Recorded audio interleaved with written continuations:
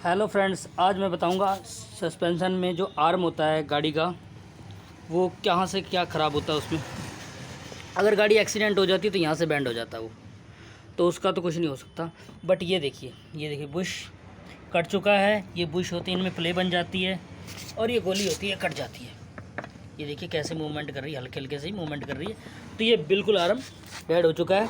इसमें Bush kit भी हो सकती है, लेकिन गोली और ये करते हैं तो उसमें कॉस्ट बराबर ही पड़ती है, थोड़ा बहुत अंतर आता है। इससे तो अच्छा हम नया डाल सकते हैं। ये देखिए, ये पूरा बुश ये टाइट है, ये नया बुश हो गया, ये कंप्लीट, ये पूरा संभल आता है, नया आता है। नया लगाएं और गाड़ी में बिल्कुल परफेक्ट हो जाएगा। ये इसमें सस्पेंशन का साउंड नहीं आएगा अगर आर्म में दिक्कत है तो।